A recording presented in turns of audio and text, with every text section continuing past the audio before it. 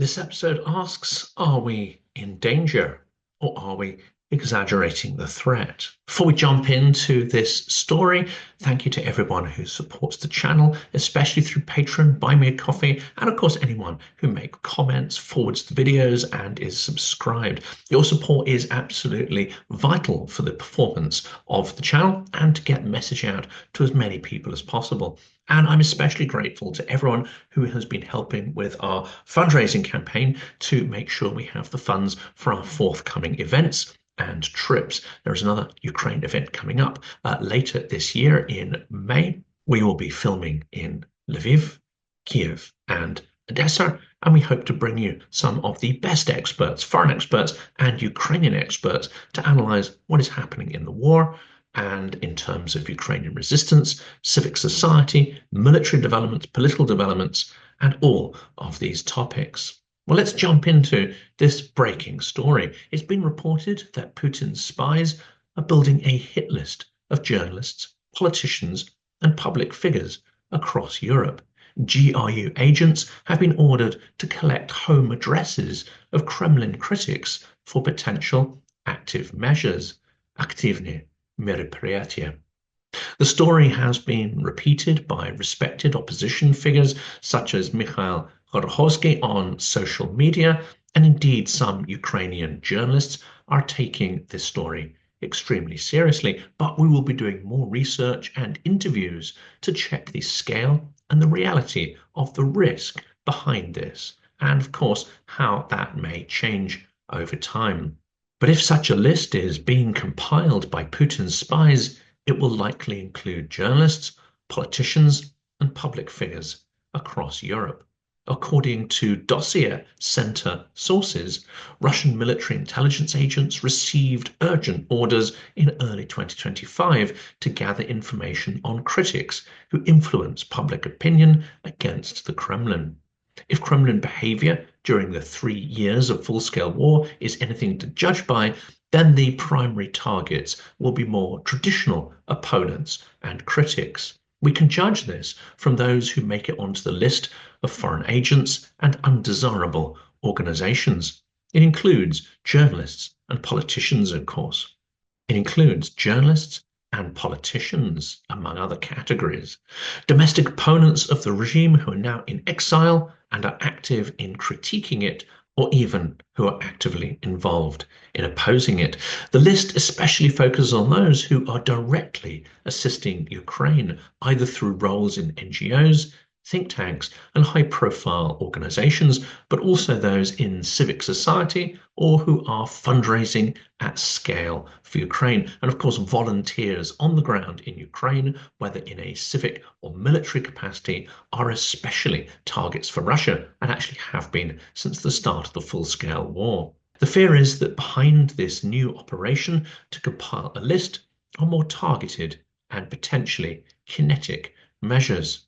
Russia could be intent on creating what amounts to a hit list for future operations. Also, this is not simply a list, but an aggregation of important information that would no doubt be used in the prioritization of targets, but also which could be operationally beneficial. Beyond funding sources and potential sponsors of Kremlin critics, intelligence officers are apparently searching for personal data, including both work and home addresses of likely targets. The intelligence services are casting a wide net, instructing agents to gather information on politicians, journalists, bloggers, cultural figures, and other prominent critics of the Putin regime. Interestingly, social media, including Telegram, Twitter, and YouTube, are key components of Russian propaganda, but YouTubers have not been a specific target of Kremlin foreign agent laws. Moscow's gone after more traditional targets, such as journalists in print media and mainstream news. It could be because they are simply not on the radar, because this is a new media platform, or that their impact in opposing Moscow is either not understood or thought to be a critical threat. But this new list may very well change those considerations.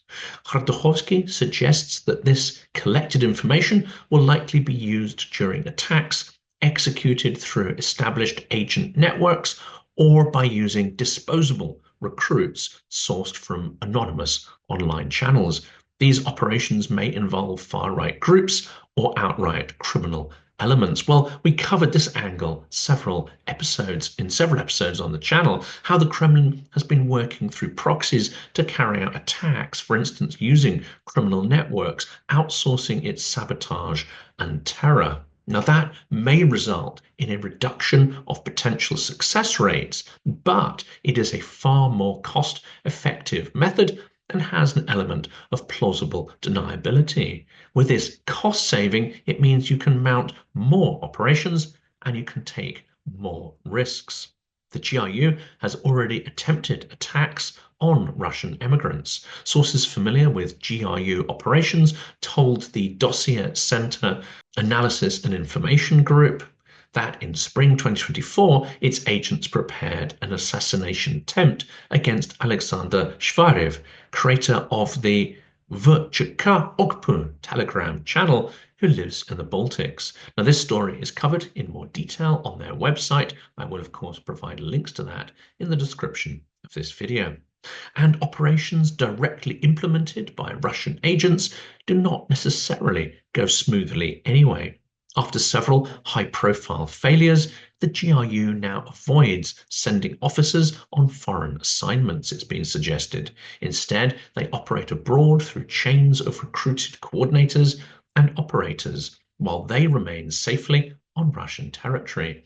Again, see an episode from last year where we examine the mechanics of this strategy and how it's been used over the last couple of years to successfully inflict sabotage operations on key Western objectives. This approach allows plausible deniability without expanding sabotage capabilities, from targeted strikes against Ukraine's support infrastructure, aid depots, and organizations that have been specifically targeted, through to efforts to sow tension in Western societies through acts of sabotage and disinformation. Assassination and arson can be added to that list too. These new GRU recruits are primarily motivated by money rather than ideology, and agents can come from diverse backgrounds. But what Russia is looking for are people willing to inflict violence with complete impunity and who have a complete disregard for potential civilian casualties, because this is what Russian foreign policy is: the taking of calculated risks about inflicting violence to achieve their objectives and aspirations. There is no moral or humane dimension to this. It's all power calculations and a willingness to use extreme violence in order to win. It's a zero-sum game from the Kremlin's perspective. The threat is real and immediate. Those who understand the regime know these intelligence-gathering operations often precede direct action, says Khodorkovsky. The Western response must be strong, coordinated, and decisive, and it must come soon before the situation escalates further. We are only too aware of the failures to act in the cases of Skripal and Litvinenko. There is broadening awareness, however, of the threat. Vlad Vexler posted yesterday that he was even asked in hospital, where he is unfortunately fighting for his life against suspected COVID and ME-related complications. But a doctor apparently asked if he could have been the target of the Kremlin. Now, we don't know if this was asked as a serious question or if any follow-up tests are being done, but it attests to the suspicion and fear that will now be spreading among anyone who actively and vocally opposes the aggression of Vladimir Putin's regime. Some of the reactions to the post of Khodorkovsky and Dossier Centre on Twitter give pause for thought. One asks if it would not be easier and faster to compile a list of supporters of Putin rather than opponents. And any list of opponents of Putin is going to be a huge list, another person notes. That is true, which is why I think a key part of the suggested activity of the GRU will be to collate and analyze some prioritization criteria of who to target. Another notes Putin is paranoid and dangerously sick mentally. and needs to seek medical attention. Now, this may be true, but as we've noted often on this channel, he is rational within his own frame of reference. And his views are unfortunately held by a substantial number of people in the GRU and the Russian elite, I suspect. So labeling him sick does nothing to help understand the threat or to deal with it.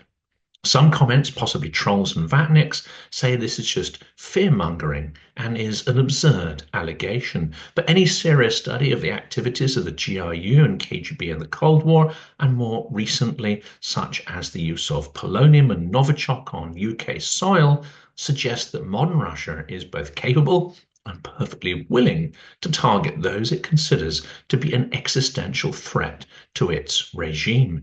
Should we be worried, including the active community of YouTube that opposes Putin's genocidal war and imperial ambitions? Well, we should certainly be vigilant and cautious. But up to now, the YouTube community of creators and activists has not been included in the Kremlin's list of enemies of the state. We tend to have bots assigned to post contrarian and offensive comments, but there are very few instances of actual human assets being assigned to disrupt the work of YouTubers. At least that's my experience. And it's only when I ran live events in Ukraine that we seem to have anything approaching a physical asset assigned to disrupt our activities. Now, there have been attempts to hack channels and even temporarily take them over. The Joe Blogs channel is a good example. And a similar operation that successfully managed to take over his channel twice was launched against Silicon Curtain in December. But this attack came from various crypto hackers and scammers as the main agents of the attack. Could the GRU have been behind them? Possibly. But the attacks trailed off quickly after my security was beefed up. And in the end, Joe Blogs got his channel back, which suggests there may not have been a strategic political motivation behind those attacks. Nevertheless, this story about the GRU intensifying efforts to target opponents of the Kremlin and indeed broadening the definition of what counts as an opponent is worrying. We need to take it seriously. And we need to be vigilant for threats, physical threats, but we cannot betray Ukraine or our own values, and we cannot give up criticizing Russia. This fight is too important, too existential to Western values of pluralism and democracy and freedom to abandon.